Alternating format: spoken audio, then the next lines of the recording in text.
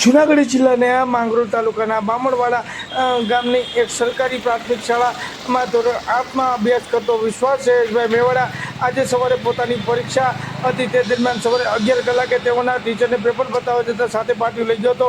ત્યારે પ્રાથમિક સરકારી સ્કૂલના પ્રાથમિક શાળાના શિક્ષિકા ધાનીબેન સોલંકીએ બાળકને એવું કહ્યું કે તું પાટિયું લઈને કેમ આવ્યો તેમ કરી ઉશ્કેરાઈ જઈને બાળકના માથાના ભાગે પાટિયું મારી દેતા ગંભીર રીતે બાળક ઘવાયેલો હતો અને ઈજા થતાં તેઓને જૂનાગઢની એક ખાનગી હોસ્પિટલમાં ખસેડવામાં આવેલો હતો। ત્યારે પરિવાર દ્વારા આક્ષેપ કરવામાં આવ્યો છે કે બાળકને અધિકાર કોને આપેલ છે અને શિક્ષણ વિભાગના મંત્રી કે જિલ્લાના અધિકારી કે કેન્દ્ર સરકારના મંત્રીએ કે રાજ્ય સરકારના મંત્રીએ તેવા અનેક વેધક સવાલો પરિવાર દ્વારા બાળકના પરિવાર દ્વારા કરવામાં આવ્યા હતા।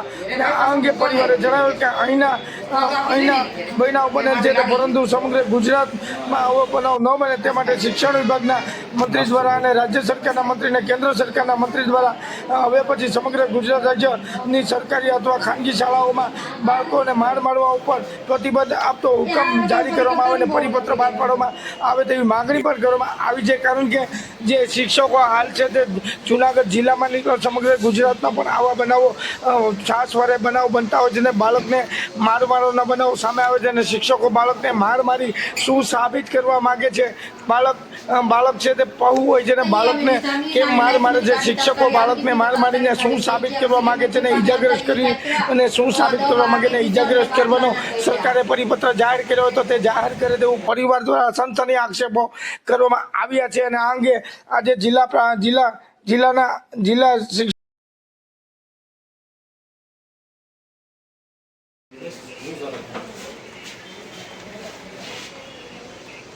नहीं नहीं तो इतनी मोटे चीज के वो के पैसा सोया ना मारा क्यों ना તમને 3 લાખ દઉં તમે સમાધાન કરો।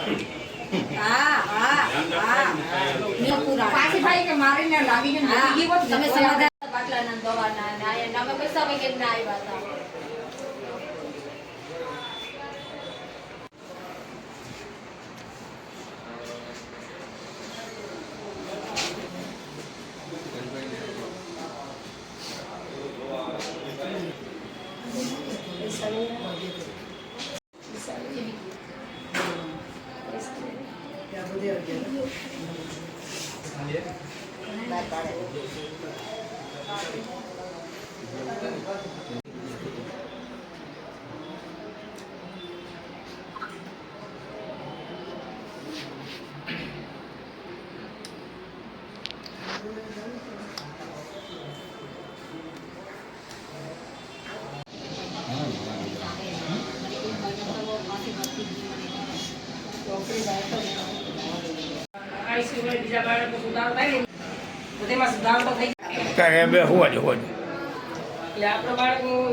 પૈસા તો કે 2 લાખ 3 લાખ આવું કેમ બીજાને પછી મારે નહીં એટલે આપણે આપણા છોકરાને લઈ લઈએ પૈસા લઈ લઈએ તો પછી માથે ત્રાસ રાખે એક માથે છે બેનને ઘર પાસે છે દેખાય દે બેન કે છોકરા માટે આપણે આમ દેખાય હમું બેન એટલે જ નિશાળ છે મારા દીકરે કીને મારે છે કીને મારતી છે આવે આ ગાની બે આમી તો કોઈ નહીં હોય આ રાડી ખાતો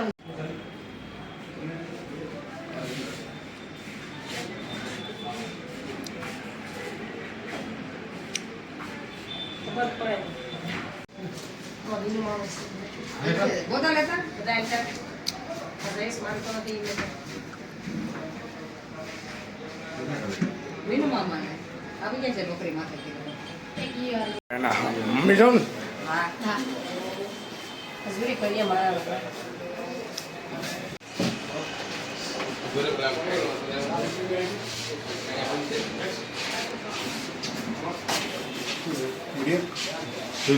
મેવાડા વિશ્વ મારું નામ મેવાડા વિશ્વ જયેશભાઈ હું બામણવાડા ગામથી આવું છું। હું બામણવાડા પ્રાથમિક શાળા ત્યાં નિશાળે ભણું છું। હું 11 વાગે નિશાળે પેપર દેખાડવા ગયો ટીચર ધાની ટીચરને તો તેને મને પાટિયું મારી દીધું એટલે મને લોહી નીકળ્યા ને પછી મેં કીધું ને પછી મને લોહી નીકળ્યા ને પાટો વાર દીધો ને મારા ભાઈ નાનો હતો એ ઘેરે કહેવા ગયો કે મારા મમ્મીને કીધું ત્યાં કે મમ્મી ભાઈને લોહી નીકળ્યા ટીચર મેં માર્યું ને પછી મારા મમ્મી આવ્યા ને એને મને કીધું કે હાલ ઘેરે ને એમ કઈ બેટા તને મારવાનું કારણ તેમાં હું પાટિયું લઈને ગયો એટલે હે ને ટીચર મેં મને પાટિયું ઝટીને સીધું ડાયરેક્ટ માથા નહીં, મારી તું- દીધું પેપર જ.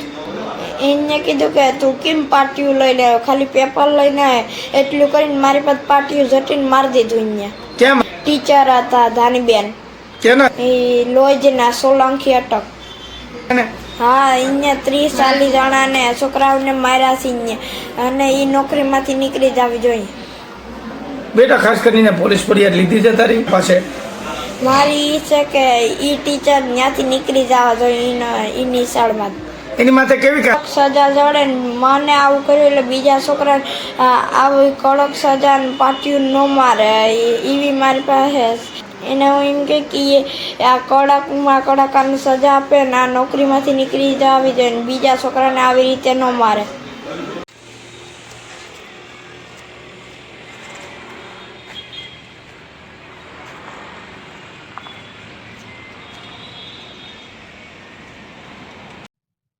જુનાગઢ જિલ્લાનું માંગરોળ તાલુકાની બામણવાડા પ્રાથમિક સરકારી શાળા છે.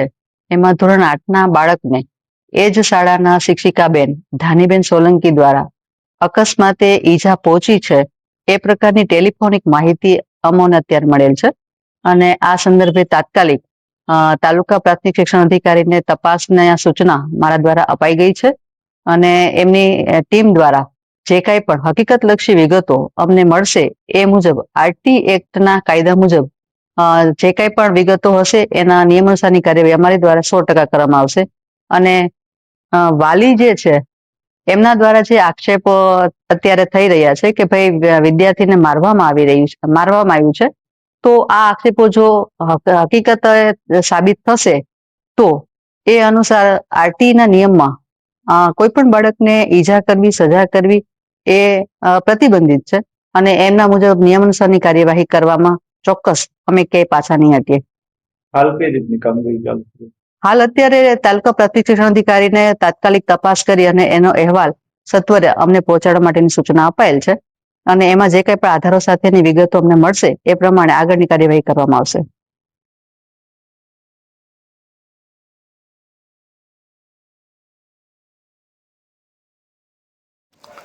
જુનાગઢ શહેરમાં તાજેતરમાં જ નેહરુ પાર્ક સોસાયટીમાં આવેલા નોબલ ટાવર, દીપ ગગન, નીલકંઠ એપાર્ટમેન્ટ મહિલા મંડળના સથવારે તાળીના તાલે અને ઢોલના ધબકારે હોળીના રશિયા મહોત્સવની ભવ્ય ઉજવણી કરવામાં આવી હતી. તેમાં મહિલા મંડળના તમામ બહેનો એકબીજા પર અબીલ ગુલાલ તેમજ પુષ્પ વર્ષા કરીને ડાળિયા, મમરા, રેવડી, ખજૂર તેમજ મિશ્રીનો પ્રસાદ આપી અને કાર્યક્રમને પૂર્ણ જાહેર કર્યો હતો. મીડિયા સમક્ષ આ અંગે વધુમાં માહિતી આપતા જણાવ્યું હતું.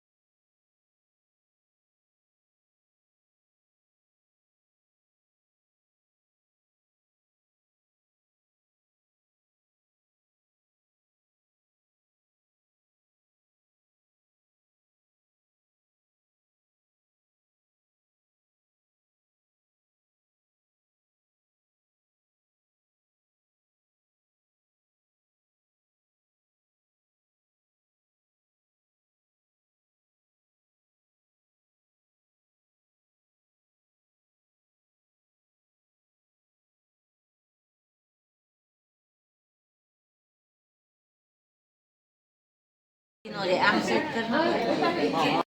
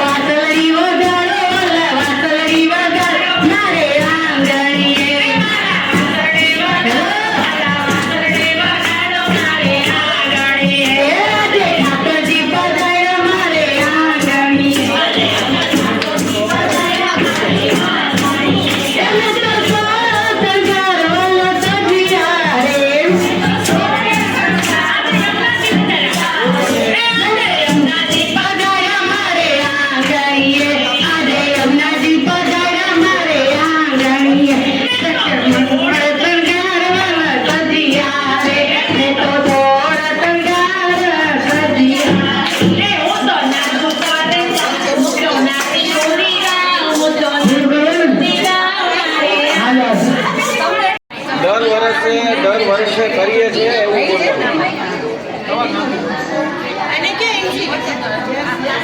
મારું નામ ભાવિસા ગઢિયા છે. અમે હોળી પહેલા જે રશિયાનો ઉત્સવ ઉજવવામાં આવે છે એ નોબલ ટાવર, નીલકંઠ, દીપ ગગન, નહેરુ પાર્ક સોસાયટીના અમે તમામ માણસો ભેગા થઈને ઉજવીએ છીએ અને ઠાકોરજીને ખૂબ આનંદપૂર્વક આવકારીએ છીએ.